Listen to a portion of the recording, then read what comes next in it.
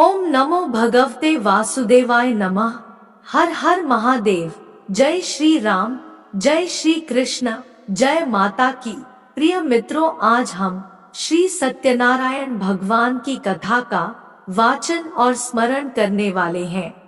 हिंदू धर्म में भगवान विष्णु की पूजा का विशेष महत्व बताया गया है।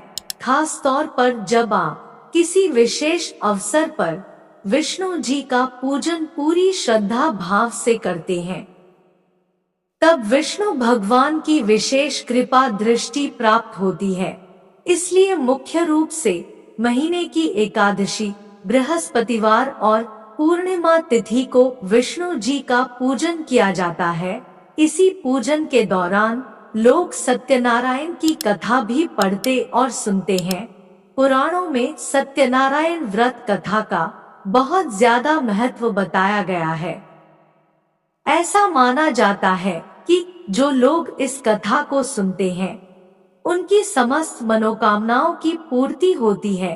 भगवान सत्यनारायण को भगवान विष्णु जी का ही रूप माना जाता है। शास्त्रों में सत्यनारायण की पूजा का अर्थ है सत्य की नारायण के रूप में पूजा करना।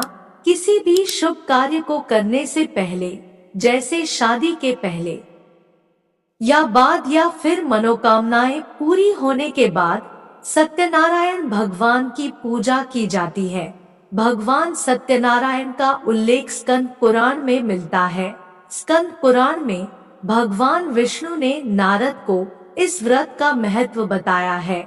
आप सभी से एक प्रार्थना है कि हमारे प्रोत्साहन के लिए एक कमेंट, एक लाइक, एक सब्सक्राइब और एक शेयर अवश्य करें। तो चलिए अब श्री सत्यनारायण भगवान की कथा का स्मरण करते हैं। सत्यनारायण व्रत कथा का पहला अध्याय। एक समय की बात है, नैशरण्य तीर्थ में शौनिकादि 88,000 ऋषियों ने श्री सूत जी से पूछा, है प्रभु, इस कलयुग में वेद विद्या रहित मनुष्यों को प्रभु भक्ति किस प्रकार मिल सकती है तथा उनका उद्धार कैसे होगा। हे मुनि श्रेष्ठ, कोई ऐसा तप बताइए जिससे थोड़े समय में ही पुण्य मिले और मनवांछित फल भी मिल जाए। इस प्रकार की कथा सुनने की हम इच्छा रखते हैं। सर्व शास्त्रों के ज्ञाता सूत जी बोले, हे वैष्णवों में पूज्य, आप सभी ने प्राणियों के हित की बात पूछी है, इसलिए मैं एक ऐसे श्रेष्ठ व्रत को आप लोगों को बताऊंगा जिसे नारद जी ने लक्ष्मी नारायण जी से पूछा था और लक्ष्मीपति ने मुनिश्रेष्ठ नारद जी से कहा था। आप सब इसे ध्यान से सुनिए। एक समय की बात है, योगीराज नारद जी दूसरों के हित की इच्छा लिए अनेकों लोकों में घूमते हुए मृत्युलोक में आ पहुँचे। यहाँ उन्होंने अनेक योनियों में जन्मे प्राय सभी मनुष्यों को अपने कर्मों द्वारा अनेकों दुखों से पीड़ित देखा।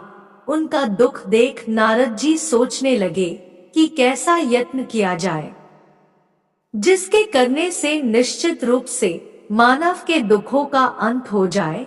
इसी विचार पर मनन करते हुए वह विष्णुलोक में गए। वहाँ वह देवों के ईश नारायण की स्तुति करने लगे, जिनके हाथों में शंख, चक्र, गदा और पद्म थे, गले में वरमाला पहने हुए थे। स्तुति करते हुए नारद जी बोले, हे भगवान, आप अत्यंत शक्ति से संपन्न हैं। मन तथा वाणी भी आपको नहीं पा सकती है। आपका आदि, मध्य तथा अंत नहीं है। निर्गुण स्वरूप सृष्टि के कारण भक्तों के दुख को दूर करने वाले हैं। आपको मेरा नमस्कार है। नारद जी की स्तुति सुन विष्णु भगवान बोले, हे मुनिश्रेष्ठ, आपके मन में क्या बात है? आप किस काम के लिए पधारे हैं? उसे निसंकोच कहो। इस पर नारद मुनि बोले कि मृत्युलोक में अनेक योनियों में जन्मे मनुष्य अपने कर्मों के द्वारा अनेकों दुख से दुखी हो रहे हैं।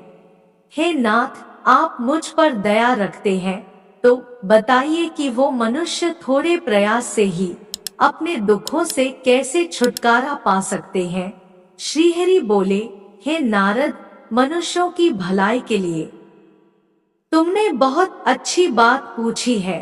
जिसके करने से मनुष्य मोह से छूट जाता है, वह बात मैं कहता हूँ, उसे सुनो। स्वर्ग लोक व मृत्यु लोक दोनों में एक दुर्लभ उत्तम व्रत है जो पुण्य देने वाला है।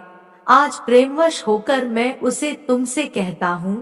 श्री सत्यनारायण भगवान का यह व्रत अच्छी तरह विधान पूर्वक करके मनुष्य तुरंत ही यहाँ सुख भोग कर मरने पर मोक्ष पाता है।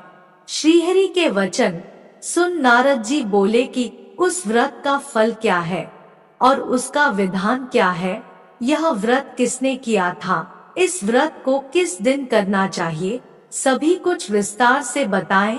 नारद की बात सुनकर श्रीहरि बोले, दुख व शोक को दूर करने वाला, यह सभी स्थानों पर विजय दिलाने वाला है। मानव को भक्ति व श्रद्धा के साथ शाम को श्री सत्यनारायण की पूजा धर्म परायण होकर ब्राह्मणों व बंधुओं के साथ करनी चाहिए। भक्ति भाव से ही नैवेद्य, केले का फल, घी, दूध और गेहूं का आटा सवाया ले। गेहूं के स्थान पर साठी का आटा, शक्कर तथा गुड़ लेकर वह सभी भक्षण योग्य पदार्थों को मिलाकर भगवान का भोग लगाए। ब्राह्मणों सहित बंधु बांधवों को भी भोजन कराएं। उसके बाद स्वयं भोजन करें।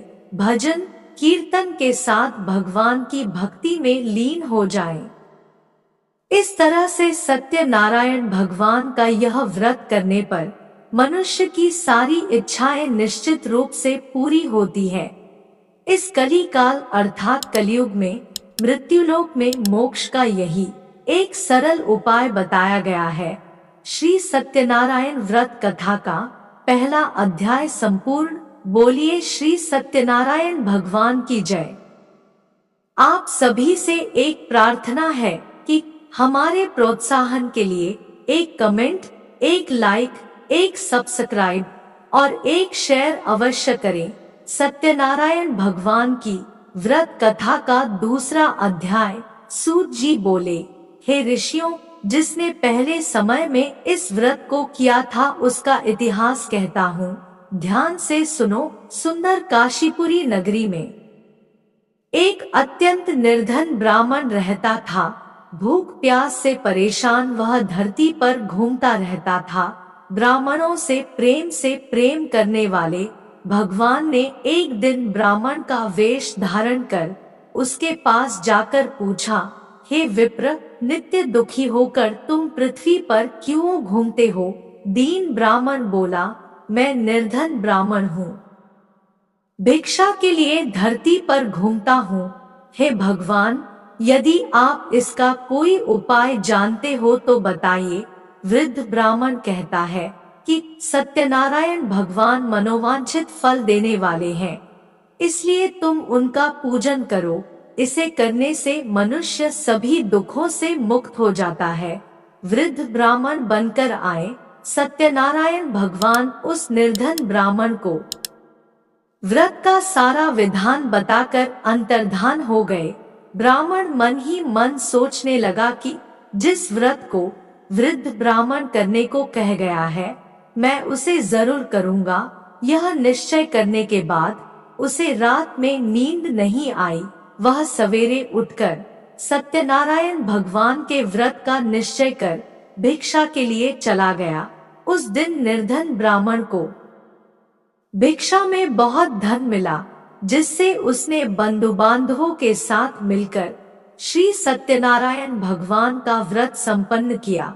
भगवान सत्यनारायण का व्रत संपन्न करने के बाद वह निर्धन ब्राह्मण सभी दुखों से छूट गया और अनेक प्रकार की संपत्तियों से युक्त हो गया।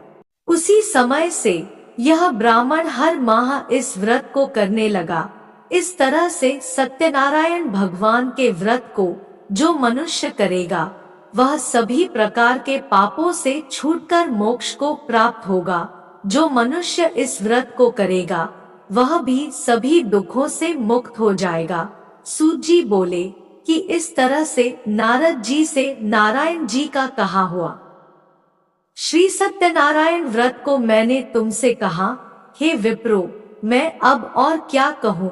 ऋषि बोले, हे मुनिवर, संसार में उस विप्र से सुनकर और किस किस ने इस व्रत को किया, हम सब इस बात को सुनना चाहते हैं। इसके लिए हमारे मन में श्रद्धा का भाव है।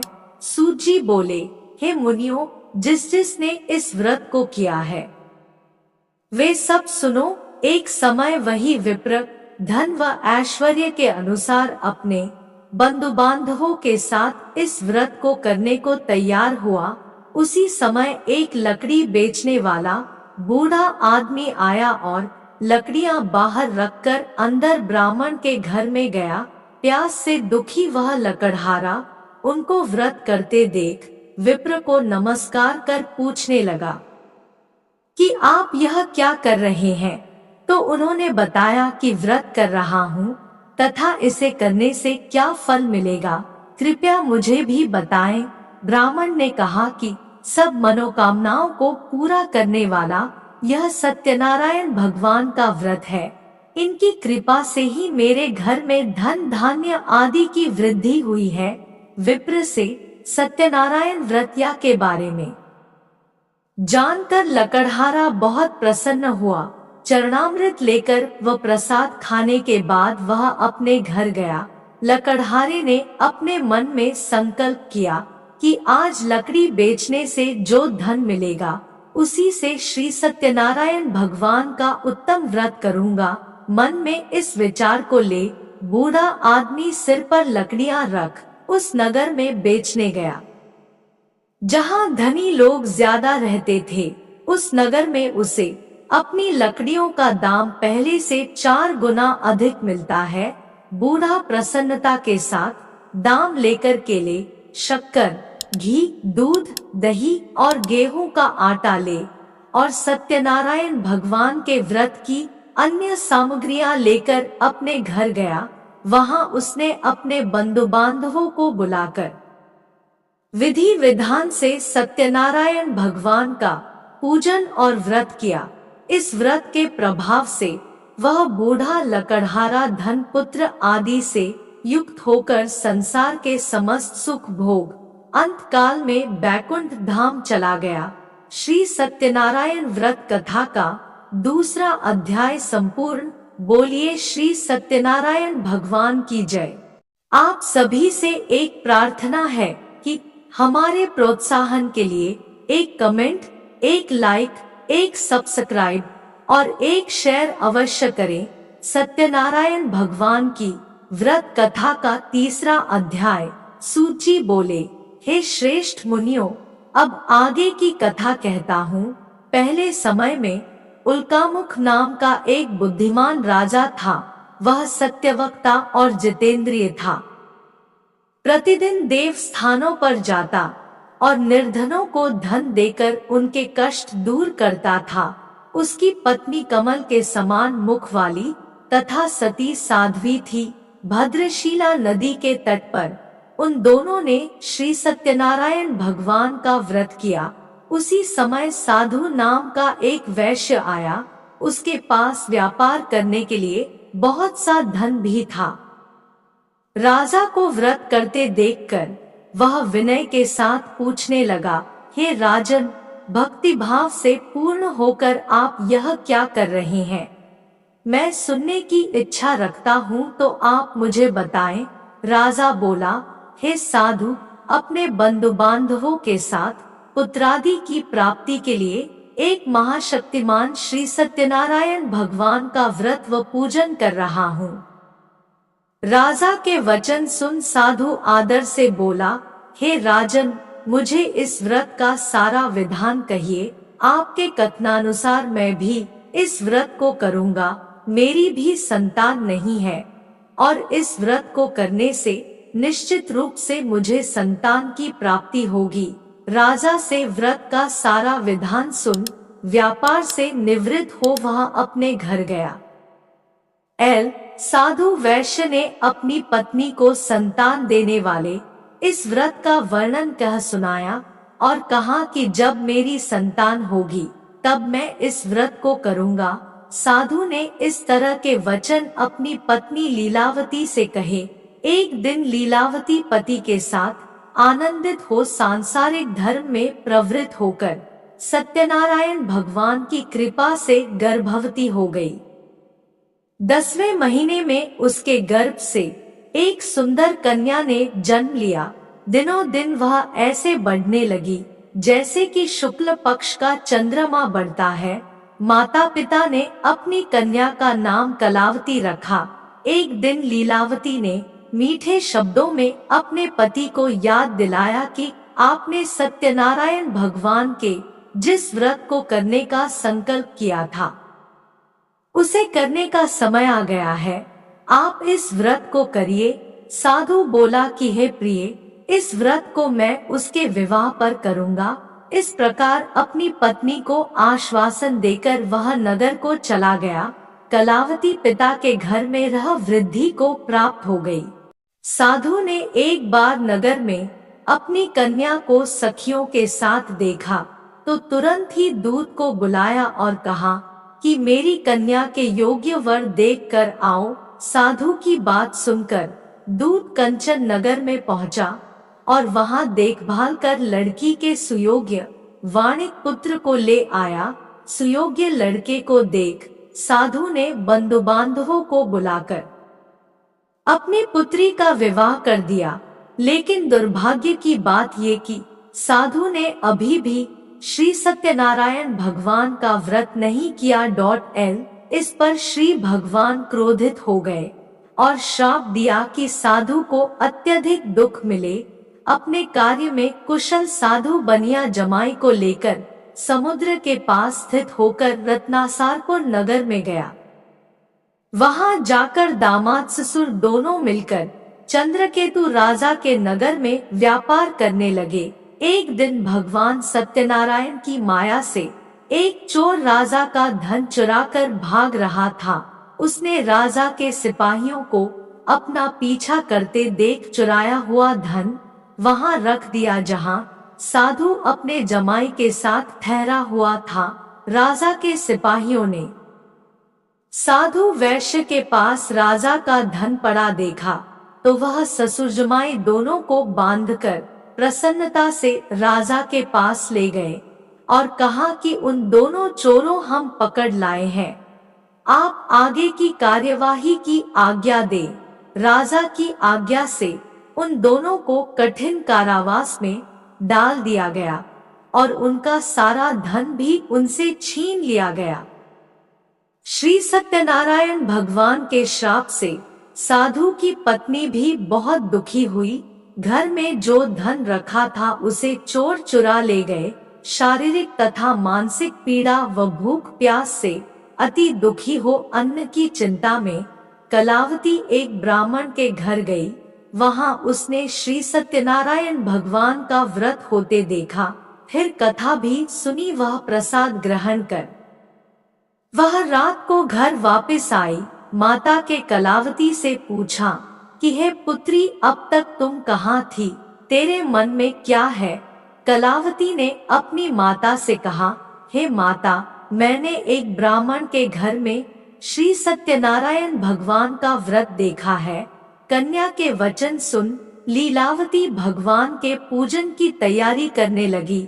लीलावती ने परिवार व बंधुओं सहित सत्यनारायण भगवान का पूजन किया और उनसे वर मांगा कि मेरे पति तथा जमाई शीघ्र घर आ जाए।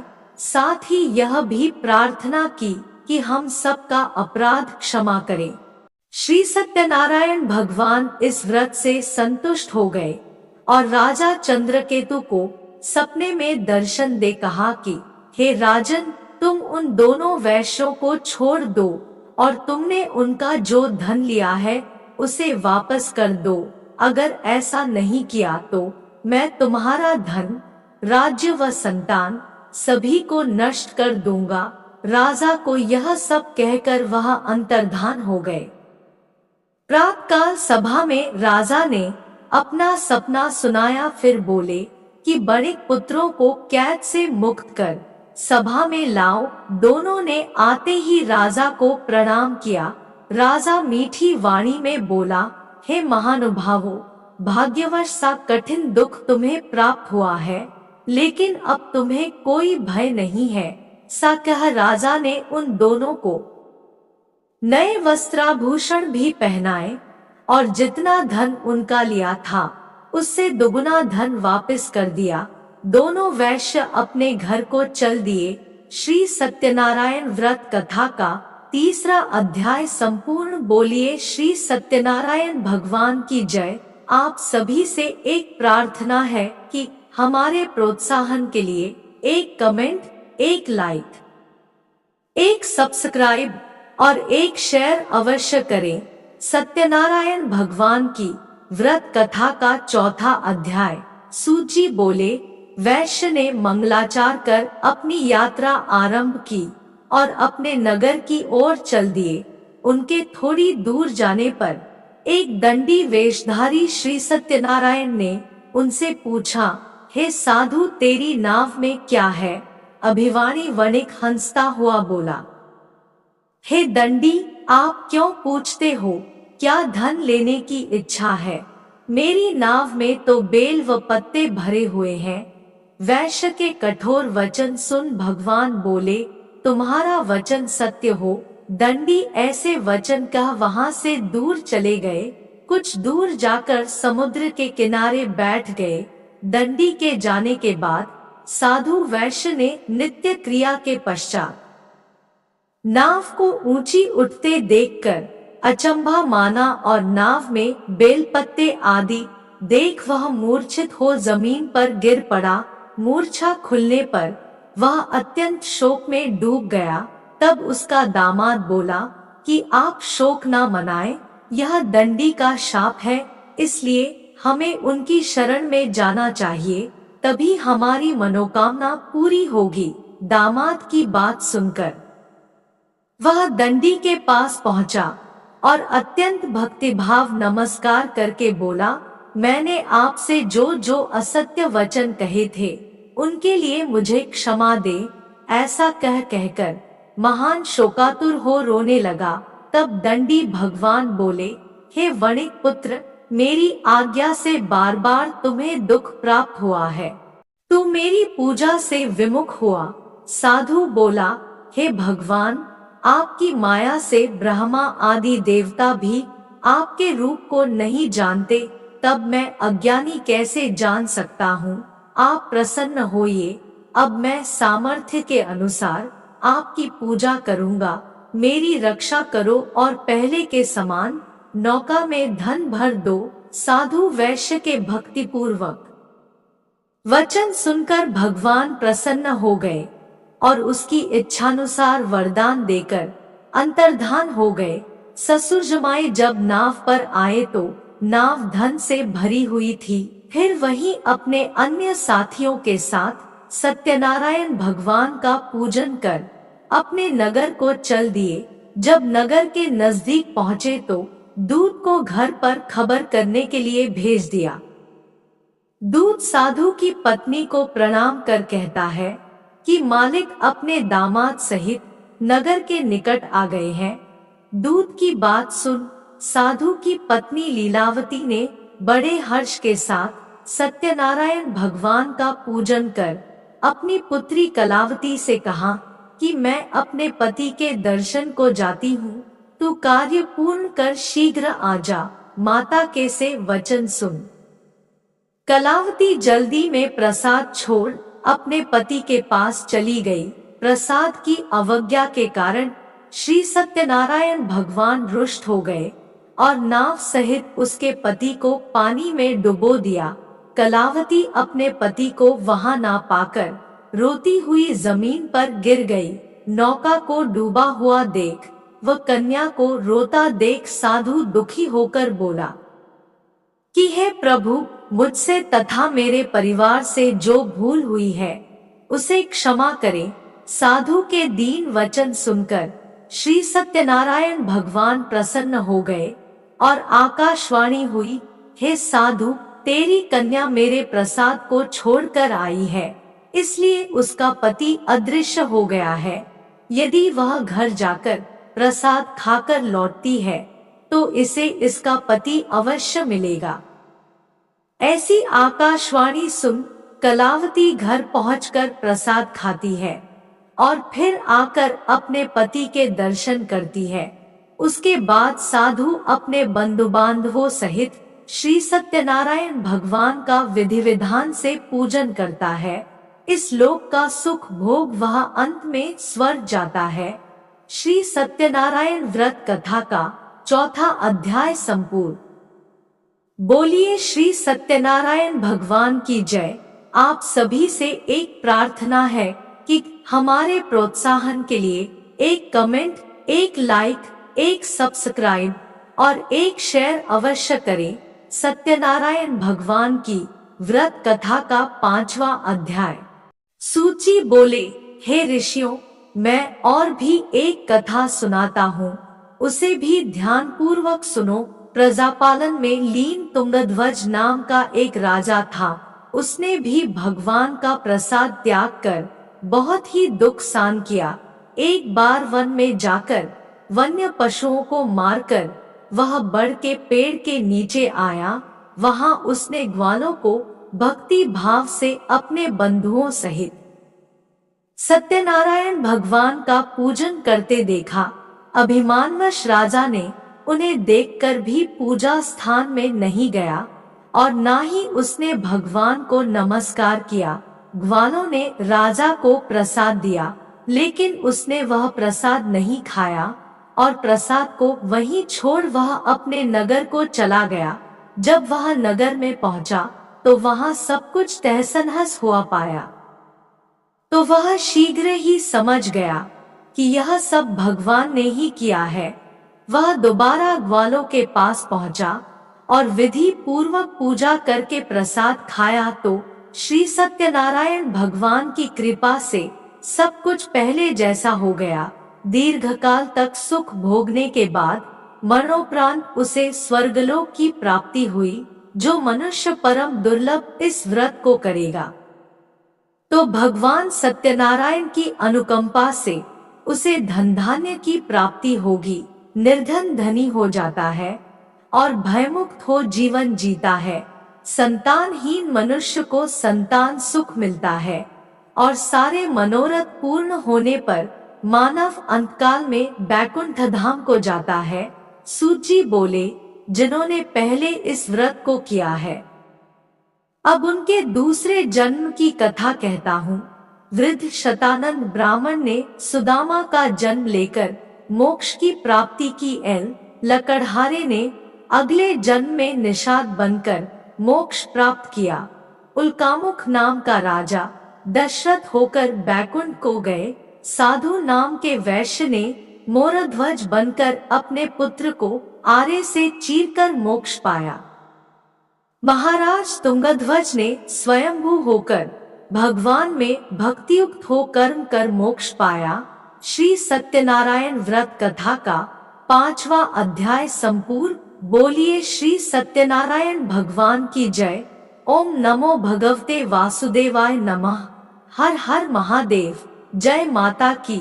आशा है कि आपको आज की कथा और जानकारी पसंद आई होगी, तो उसके लिए एक कमेंट, एक लाइक, एक सब्सक्राइब और एक शेयर अवश्य करें। धन्यवाद।